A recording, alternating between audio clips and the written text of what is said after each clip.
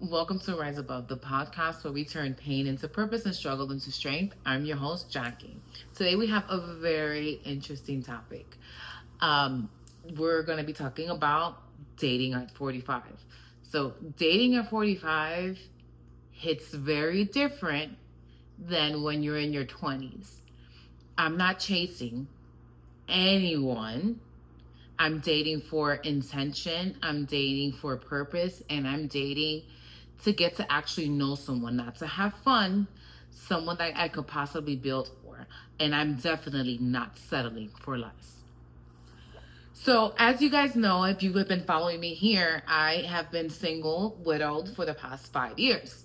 I haven't really given any mind to dating until most recently. So I went ahead and I put myself on a few dating apps. Hinge to say one, and Facebook dating.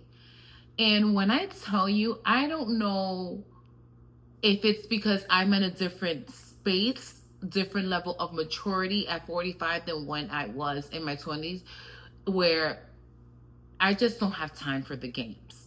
And what I acquired from these dating apps just had me like, is there only crumbs out there left? So I do realize that at 20, I wasn't looking or had the maturity that I have now, right? I wasn't looking for the same thing. It was completely different, right? And it was different. It wasn't in dating apps. Like, I didn't meet my daughter's father through a dating app. I didn't meet my first love through a dating app. I did meet my second love through an dating app. Well, it wasn't a dating app. It was just an app. And I did meet my husband via social media. So that time started to shift. When I met my second love, I was in my mid-30s. And when I met my husband, I was already in my 40s. So it's very different. Times, things have changed, right? What I will tell you is when I went on Hinge, all they look for on Hinge, at least what I attracted, was just one thing. And I will acknowledge that I am super picky, absolutely. And maybe that's the issue as well, right? Because there has to be something that I'm attracted to. Whether we decide to get to know each other as friends and then the attraction comes later, there has to be something, whether it's the conversation, whether it's the approach, whether it's the swag, whether it's something. Like, don't start off a conversation with any sort of intimacy. I'm not there.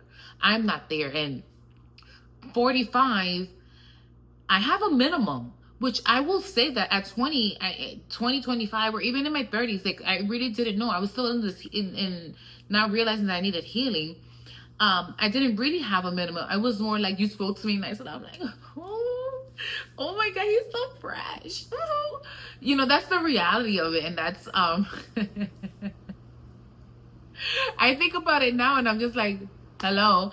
And I literally attracted what I was feeling on the inside because I wasn't healed, right? But back then, if you had swag, if you spoke to me in a way, which hence as to why the last few men that I've been with have been Dominican men, because their way of speaking, it's like, oh my God, okay.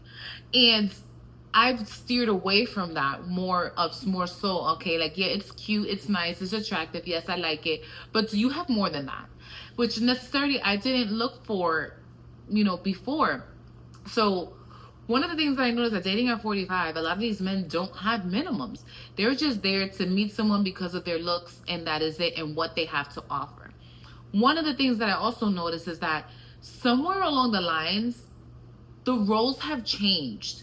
And I don't mean like 50-50, 60-40, 70-30. No, I mean where there's a few men that I came across on where they're looking for a woman to be their mom. I know that I'm 45 and I'm someone's mom, but I'm not going to be your mom in a relationship. I'm not raising you. If I have to teach you how to treat me, that's a red flag. I definitely recognize the red flags much quicker now than I did before. Before, I didn't know what was a red flag. There wasn't nobody in my upbringing that showed me what self-love was, what my self-worth was, or what to look for in a relationship. I went by what I saw, what I felt that I knew. So I was attracting people that was subconsciously of how I felt of myself. So I was broken and I had a lot of healing to do. I didn't really attract people that had maybe self-worth for themselves, let alone for me. And one thing that I know is that you will attract what you're projecting on the inside. So if you are broken, if you're healing and you haven't realized that you need healing, and you don't have any self-worth, you're gonna attract that, right? And then you're gonna attract people that make you feel less than that, because that's what you think is the norm, because that's what you already feel about yourself. So again, 45, completely different. I recognize the red flags really quick, and the red flags are red flags. I'm not sitting here trying to say, well, maybe I can look past that. No. If it is not something that I am comfortable with, or I'm getting a gut feeling like this is not the route to go, we are done. We are done. So I know that I'm not the only 45-year-old woman out here dating. So, comment below. What are some of the stories that you can feel comfortable about talking about? Comment that below. I invite you to share your experience, or just say, you know what, I can relate. Hit a comment or like, follow, share this with anyone that can possibly relate. So I'm going to tell you a story. And of course, nobody's going to know who it is, because you guys, it's impossible. So one of the gentlemen, when I was on Facebook dating, we got as far as exchanging numbers, because the conversation was good. And I was like, ooh, okay, this is an older man. And I typically attract younger men, right? So I'm like, you know what, Jacqueline, what is the age range that you have? So I'm 45 years old. Like, I'm okay with anywhere from 35 to 50. And even like maybe up to 55, right? And that's big for me, because I used to think of 55 like, this is gonna sound really bad, but it wasn't what I thought 55 looks like now, right? Completely different. So okay, this one was like, he was like 45 years old. He had salt and pepper. He wasn't really my type, but the fact that we had conversation and it was flowing, he would make me laugh. We had similar interests on coffee, and I didn't know what his situation was. So right, keep in mind, I have a minimum. So my minimum is, so you can, just keep this in mind. My minimum is, you have to live on your own unless you're taking care of your parent, right? Unless you're taking care of your parent, not that your parent is taking care of you. Two very different scenarios. If you are taking care of your parent, then you know what, I understand that. Well, here in Miami, you have to have a car. So one of my minimums is you have to have a car, right? It doesn't have to be a brand new spanking car. That's just me. I'm not very materialistic. And you have to be able to make the same or more than me. Hear me out. I'm not supporting any man. We can do 50-50 on all of the bills in the home if we get to living together, right? But call it maybe PTSD from my trauma. Like, I've had a few relationships where we were functioning only because of my financial stability, which then became unstable. So I'm sorry, like, you have to make the same or close to. I'm willing to bend a little bit, but not too much what I make, right? You have to be able to show me that you can manage your money and that you can pay bills. Because my expenses are my expenses, your expenses are your expenses. But if we ever get to live together, we have to be able to do all of this together, right? For me, it shouldn't be more balanced than the other, unless you're that type of man that you just want to tell me, you know what, honey, keep your money. You could do whatever you want with it. I got all the bills of the house. Who am I? Who am I to tell you no? Absolutely not. So remember that. So we got to exchanging numbers, and the reason we got to exchanging numbers is that I am very transparent with what my life situation is. And one of the things is that you have to accept my kids, my biological daughter, my stepson, and the relationship that I have with my stepson's family, which is my husband's family. If you cannot accept that, because at the end of the day, this is going to sound really terrible, if he wouldn't have departed, we wouldn't have this opportunity. And I am my stepson's mother. I'm his mother, so you're accepting him as a part of my family. And if you cannot accept that, then we cannot be in the relationship. Or we can't even, and we're not even going to waste our times in getting to know each other if you can't accept that. So I laid that out. And he was like, let me get your number so I can be able to respond to that over the phone. So I was like, oh, okay. I was a little hesitant. I was like, So we did. And he was like, listen, I'm grown. I'm not at the age of wanting to have X-rated pictures sent to me or things of that nature. Like, I would absolutely accept that, because at the end of the day, I don't refer to my son's mother as my baby mama. That is my son's mother. You will have to respect that. I was like, absolutely, the same way that you would have to respect what I'm sharing. So that's part of maturity. So I was like, ooh, okay. I was like, I love this, and then he was like, I'm at the age of, he was trying to be funny. I'm at the age, you know what? You can send me a picture of your air fryer and that turns me on. I was like, okay. So I was like, okay, the conversation was flowing. And then all of a sudden he's like, hold on, give me 1 second, because I'm about to use the bathroom and I don't want you to hear. We're not there yet. And I was just like, okay. I was like, you know what? Not necessarily a red flag, but you sharing a little bit too much. But okay. So then we continued the conversation. He lived with a roommate. He had a job. I don't know. He didn't go into detail with the job, which was just fine. But the living with the roommate, I was like, that's a red flag for me.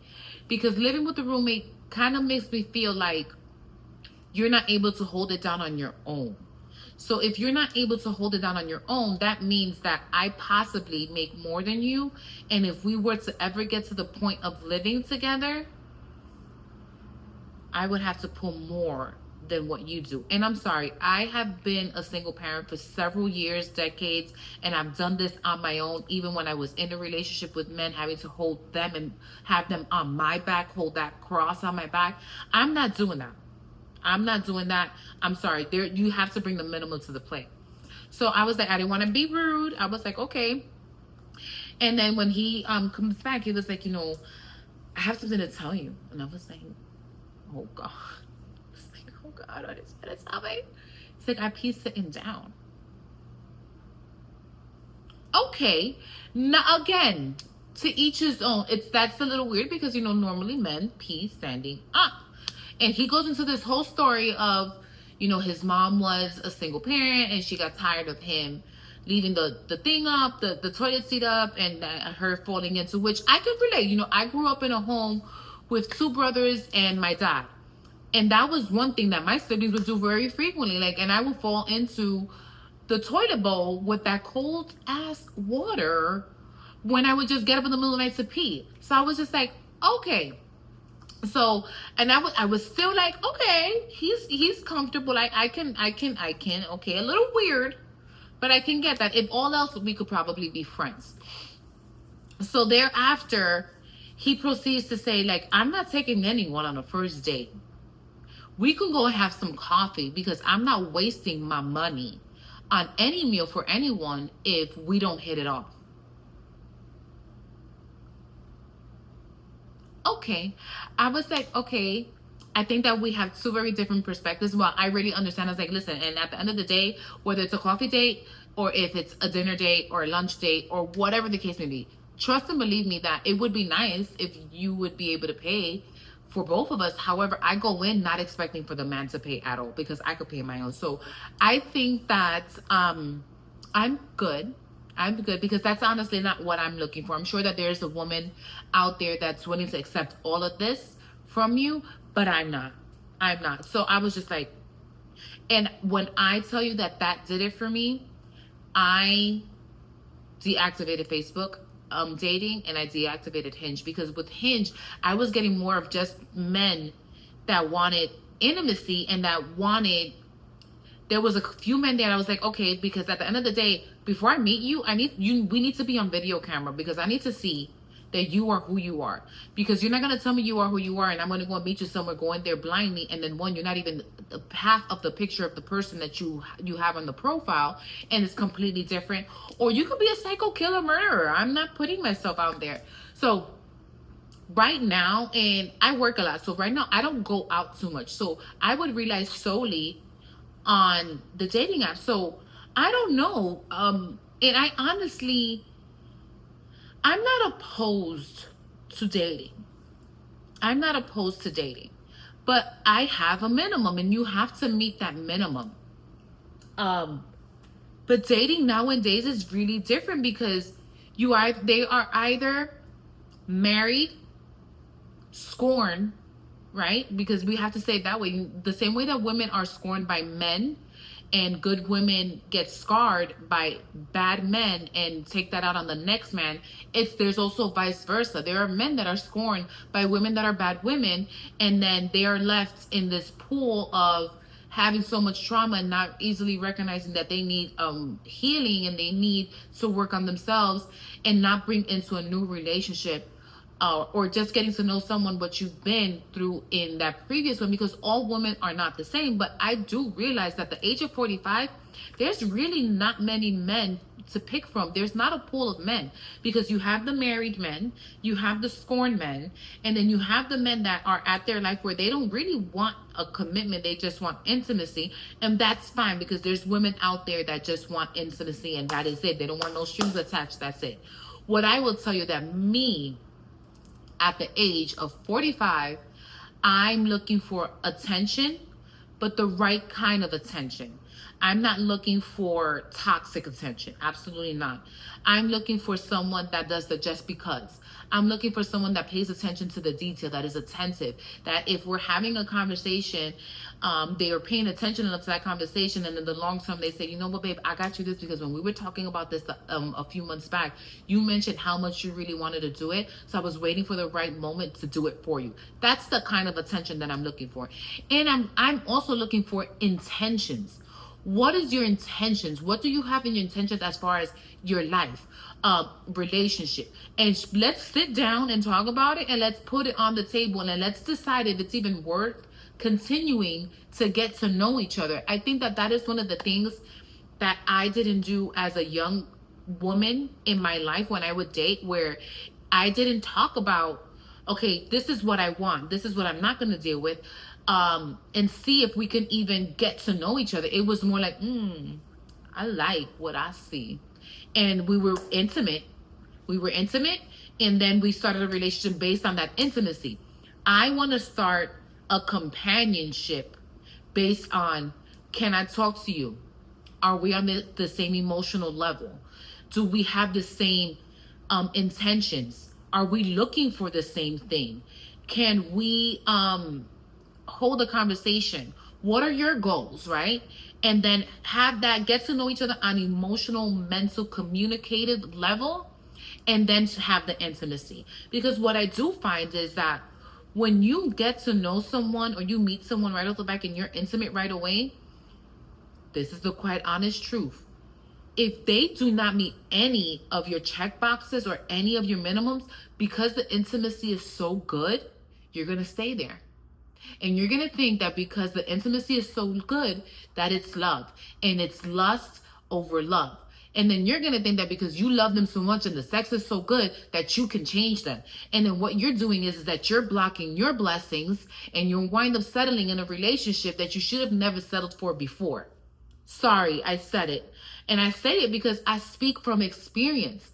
There's several relationships that I was in where I don't say that it was a waste of time, because I've learned from them. If I didn't learn from them, I wouldn't be here today. But I settled. I settled for something that I should have never settled for. I was cutting myself short. I didn't give myself my self-love. I didn't give myself the self-awareness.